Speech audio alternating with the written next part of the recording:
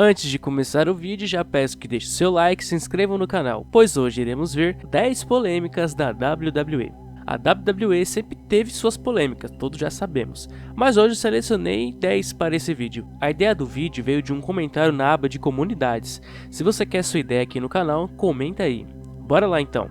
Em 10º lugar, o The Kiss My Ass Club. O The Kiss My Ass Club foi criado por Vince McMahon após o colapso da WCW com a ECW Alliance no Survivor Series de 2001. O Kiss My Ass Club consiste em membros que foram ordenados por Vince McMahon a mostrar o seu respeito e lealdade a ele, tendo que beijar sua bunda. Muitas vezes esses membros eram ameaçados de receber uma suspensão ou serem demitidos se recusassem. Alguns desses acabaram entrando para o clube, como William Regal, Jim Ross, isso tudo em 2001. The Rock tentou fechar o clube após um episódio do SmackDown, onde Vince McMahon foi forçado a beijar a bunda de Rikishi. No entanto, essa tentativa de fechar o clube não foi bem sucedida, pois esse segmento ressurgiu muitas vezes desde então. Alguns anos depois, em 2006, Shawn Michaels entrou para o clube. Shane McMahon, o filho de Vince, também beijou a bunda de seu pai. Mick Foley também. E em 2008, Hornswoggle foi o último a beijar a bunda de Vince, quando o mesmo mordeu ela. Em 9º lugar, Plane Ride from Hell, a viagem de avião do inferno. Em 5 de maio de 2002, vários lutadores e membros da administração da WWE voaram da Grã-Bretanha para os Estados Unidos após o fim da turnê europeia, que terminou com um evento pay-per-view britânico, o Insurrection 2002. Entre os incidentes estava o falecido Mr. Perfect incentivando Brock Lesnar a uma luta de wrestling no meio do voo após provocá-lo sobre quem era o melhor lutador amador. Mr. Perfect e Brock Lesnar brigaram no corredor do avião, com Lesnar derrubando Mr. Perfect e ele sendo incapaz de retribuir o favor. Eventualmente, vários outros no voo, incluindo Finlay, Triple H e Paul Heyman, tiveram que separar a dupla. A WWE anunciou que Mr. Perfect foi dispensado da empresa logo depois, enquanto não houve pressão sobre Brock Lesnar na época, pois a culpa foi colocada ao lado de Mr. Perfect. Outra treta nesse voo foi que Michael Hayes se envolveu em um incidente físico com o JBL após beber muito, supostamente dando um soco nele. As ações de Hayes levaram alguém mais tarde confirmado como X-Pac a cortar o seu mullet enquanto ele dormia. O consenso na época era que Hayes merecia por sua participação em iniciar o incidente com JBL. Em 8º lugar, a morte de Ed Guerreiro. A morte de Ed Guerreiro em 13 de novembro de 2005 foi um evento trágico que chocou o mundo do wrestling profissional e gerou controvérsias por vários motivos. Ed Guerreiro foi encontrado morto em seu quarto de hotel devido a uma insuficiência cardíaca aguda. Ele tinha apenas 38 anos, o que gerou questionamentos sobre as causas subjacentes de sua morte. Após sua morte, houve especulações e debates sobre o uso de esteroides e outros medicamentos no wrestling profissional. Muitos acreditavam que o uso de esteroides e outros medicamentos para melhorar o desempenho era um problema generalizado na indústria, que poderia contribuir para a morte precoce de lutadores. A morte de Ed também destacou as intensas pressões físicas e mentais que os lutadores enfrentavam, o estilo de vida exigente, com viagens constantes e a necessidade de manter uma certa aparência física. Foi apontado como um fator que poderia contribuir para problemas de saúde entre os lutadores. Houve questionamentos sobre o papel da WWE em garantir o bem-estar de seus lutadores. Muitos críticos argumentaram que a promoção poderia fazer mais para proteger seus talentos dos efeitos adversos de um estilo de vida fisicamente exigente e de possíveis abusos de substâncias. Em 7º lugar, Montreal Screwjob. O Montreal Screwjob foi uma traição real do atual campeão da WWF, Bret Hart, por Vince McMahon, o dono da WWF, durante a luta principal do evento Survivor Series, realizado em 9 de novembro de 1997 em Montreal. Uma mudança secreta num final pré-determinado da luta, conhecida como Screwjob, que é uma luta com um final controverso ou insatisfatório, geralmente envolvendo trapaça ou interferência externa, que foi planejada por Vince McMahon e discutida com o oponente de Hart, Shawn Michaels. O plano foi executado quando o árbitro da luta, sob ordens de Vince McMahon, pediu que o sino tocasse e encerrou a luta enquanto Shawn Michaels segurava Hart no sharpshooter. Embora Hart não tivesse se submetido, Michaels foi declarado vencedor por submissão e coroado como o novo campeão da WWF. Mesmo com Hart e o público demonstrando sua indignação, o motivo da confusão estava enraizado na decisão de Bret Hart deixar a empresa de de Vince McMahon para ir para sua principal concorrente, a WCW. Bret Hart, que citou uma cláusula em seu contrato que lhe garantia o controle criativo razoável, foi firme em sua recusa em perder uma luta sediada em seu país natal, o Canadá, especificamente contra Shawn Michaels, com quem ele não se dava muito bem. Vince McMahon continuou insistindo que Hart deveria perder para Shawn Michaels em Montreal, temendo que os negócios de sua empresa sofressem se a WCW anunciasse Bret Hart como sua mais recente contratação, enquanto ele ainda detinha o título mundial da WWF. Embora Bret Hart e Vince McMahon tenham concordado com um acordo sobre o final da luta que permitisse a Hart manter o título, Vince McMahon estava determinado a remover o título de Bret Hart. Em sexto lugar, o triângulo amoroso entre Lita, Edge e Matt Hardy. Em 2005, o universo da WWE viu uma das mais pessoais e desconfortáveis rixas da WWE de todos os tempos. Matt Hardy e Lita começaram a namorar em 1999 e em 2004, rachaduras estavam aparecendo no relacionamento. Quando Matt Hardy ficou fora da estrada por mais de um ano devido a uma lesão grave no joelho, Lita começou a viajar com ela e o amigo próximo de Matt Hardy, Edge. Enquanto Matt Hardy estava fora da estrada, Lita começou um caso com Edge. Edge, que era casado na época, e Lita ainda estava com Matt Hardy, criando uma situação muito desconfortável. Quando Matt Hardy descobriu sobre os casos de Edge e Lita, ele se tornou todo público, indo à internet para expor toda a roupa suja deles. A WWE dispensou Matt Hardy de seu contrato por causa de conduta não profissional nas redes sociais. Desde que o caso se tornou público, os fãs da WWE deixaram seus sentimentos conhecidos para Edge e Lita, com os fãs ficando do lado de Matt Hardy. As multidões da WWE zombavam de Edge e Lita na tela, com Edge recebendo gritos de "Queremos Matt" e "Você ferrou com o Matt",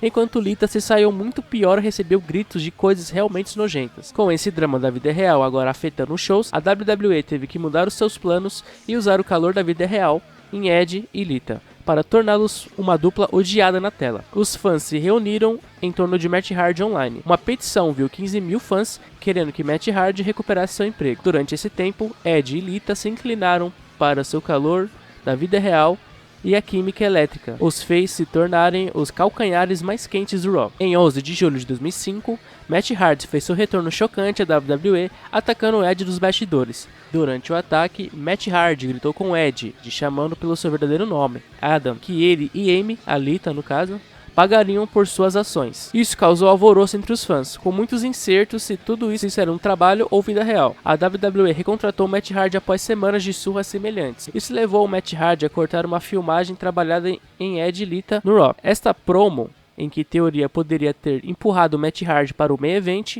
foi um desastre. Você podia sentir o estoque de Matt Hardy despencando a cada segundo. Ele estava divagando e ele não parecia confiante, e tinha uma fala bizarra sobre querer que Edge morresse em um acidente de carro. O triângulo amoroso entre Edge, Lita e Matt Hardy foi extremamente polêmico. A situação ganhou atenção significativa porque misturou questões da vida real com histórias na WWE, o que gerou muitas discussões e reação dos fãs.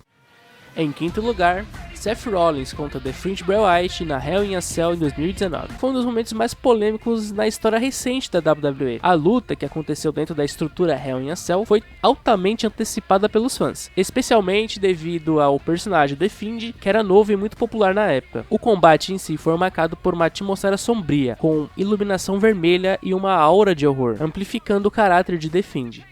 Seth Rollins usou uma série de manobras violentas e diversos objetos para tentar derrotar Bray Wyatt, incluindo mesas, cadeiras e escadas. Inclusive deu 15 combo stomps nele. No entanto, o momento mais controverso veio quando Seth Rollins usou uma marreta sobre Bray Wyatt, levando o árbitro a interromper o combate. A decisão de parar a luta gerou uma reação negativa imediata do público, que esperava que o combate terminasse com uma vitória clara para um dos competidores. A interrupção foi particularmente polêmica porque, tradicionalmente, as lutas Hell in a Cell são conhecidas por brutalidade e falta de restrições, até porque uma Hell in a Cell jamais pode acabar em desqualificação. Os fãs no local expressaram seu descontentamento com vaias e cantigos, incluindo Restart the Match, ou que é Recomeça o Combate, e AEW, referenciando a então nova concorrente da WWE, All Elite Wrestling, indicando sua frustração com a forma como o combate foi conduzido.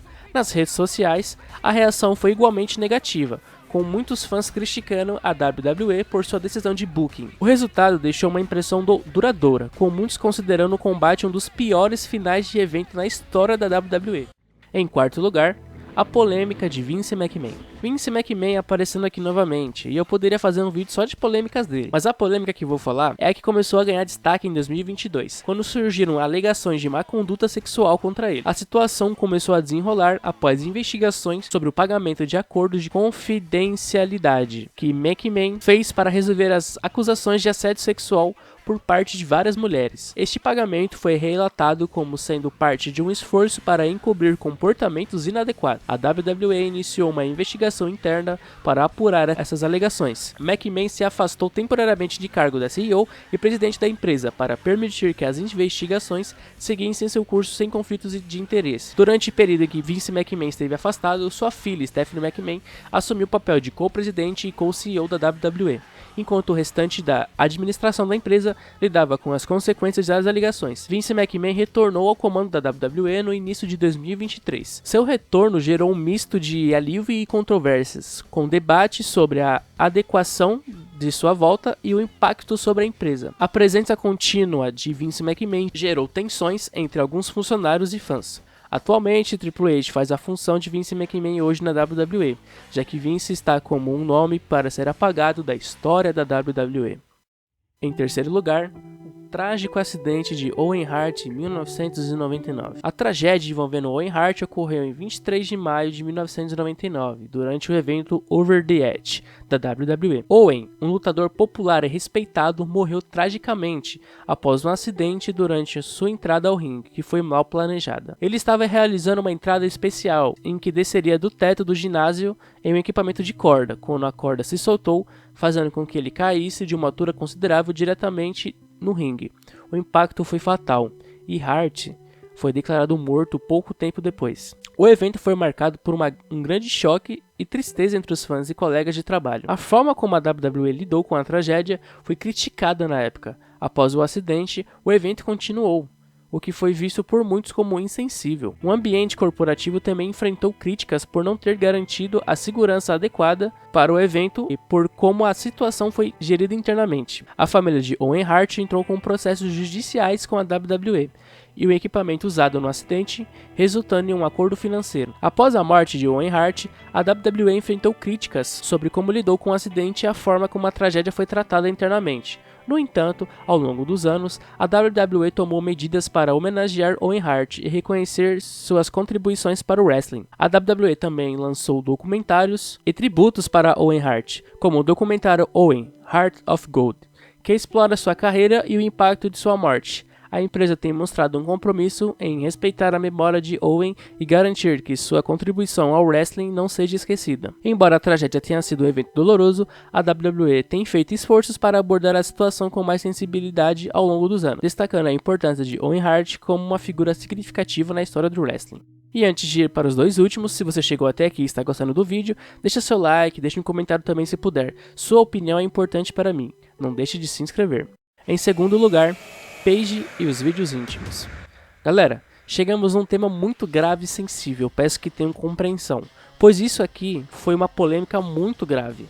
A polêmica envolvendo a ex-diva da WWE, Paige, começou em 2017, quando vídeos e fotos íntimas dela foram vazados da internet. Estes materiais foram compartilhados sem o consentimento de Paige, o que gerou uma onda de especulações e invasão de privacidade. O vazamento causou grandes impactos na vida pessoal e profissional de Paige, trazendo uma atenção indesejada e negativa. A situação foi exacerbada pela reação de alguns fãs e pela pressão pública. A WWE inicialmente tentou lidar com a situação de forma discreta, oferecendo apoio a Paige, enquanto ela enfrentava as consequências do vazamento. A empresa fez declarações públicas de apoio e trabalhou para garantir que Paige continuasse sua carreira, mas a situação trouxe desafios significativos para sua imagem e sua carreira dentro da WWE. Com o tempo, a WWE adaptou sua abordagem, oferecendo a Paige a oportunidade de se afastar temporariamente dos ringues e focar em sua recuperação pessoal e profissional. A empresa também trabalhou para reforçar suas políticas de proteção de privacidade e segurança para os talentos. Paige, por sua vez, continuou a carreira em diferentes capacidades,